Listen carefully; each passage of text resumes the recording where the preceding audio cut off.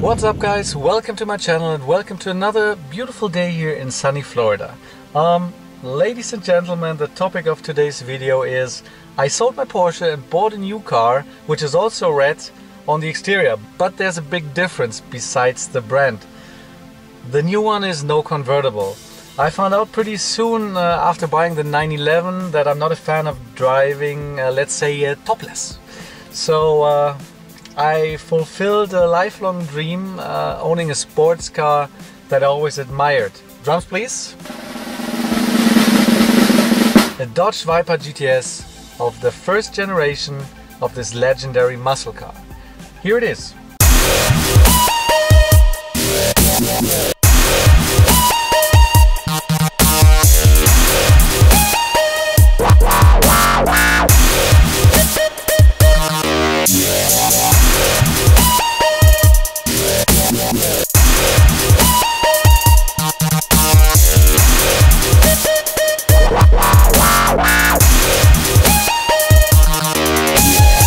Let me give you a little bit of historic background on the Dodge Viper. The first presentation of a concept car was in 1989 at the North American International Auto Show in Detroit. The 85 engineers working on the project were called Team Viper. In 1992 the car made it into production and the RT10 Roadster was presented. Well, let's call it centerpiece of the Viper was and is its engine. It's a V10 made out of aluminum, which was developed by Lamborghini. Yes, Lamborghini. The car company was then owned by the Chrysler Corporation and therefore they called these engineers for help. The 8-liter V10 weighs just 711 pounds or 323 kilograms and produces 400 horsepower and 465 pound-feet of torque, or let's say, let me think, 630 newton meters of torque for our European friends. The body is a tubular steel frame with fiberglass panels and has a curb weight of just 3,284 pounds or 1,490 kilograms. The team behind the Viper consisted also of Carroll Shelby, the creator of the legendary Cobra. The Viper was the, let's say, modern remake of the Cobra, hence the snake names. After presenting the Roadster RT10 in 1996, the Viper received a facelift, adding airbags and other equipment, like real side windows instead of plastic windows, for example. Also, a coupe version called the GTS was introduced.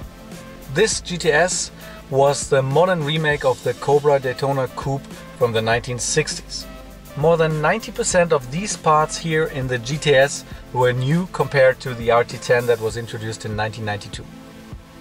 Well, my car here is a model year 2000, which was further improved during the production time since 1992. The 8-liter V10, for example, has now 450 horsepower and 488 pound-feet or 662 newton meters of torque.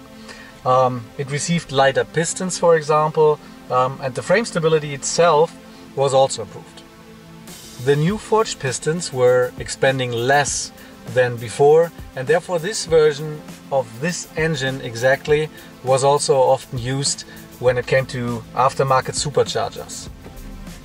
An interesting fact also is that until 2001 all of the cars never had traction control or ABS, but at least, well, ABS was introduced in 2001.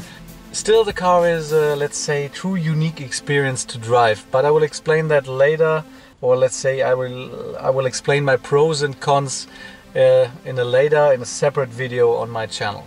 Let's talk about the performance figures. My 2000 GTS is capable of going 0 to 60 miles per hour in exactly 4 seconds.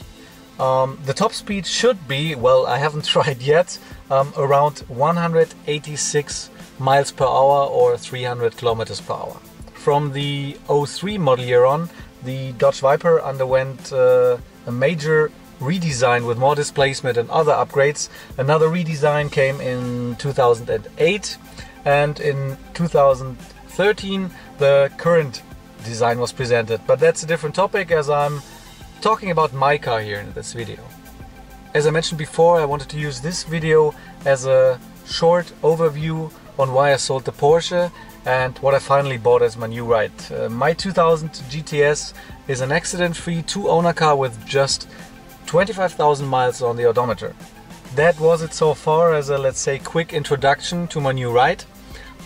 If you like this video, please give it a thumbs up.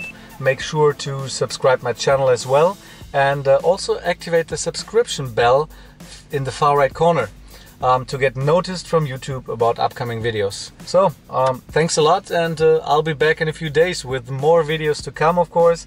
Videos about the Viper, videos about events that I attend with the car, and well, have a great day. Talk to you soon, guys. Bye bye.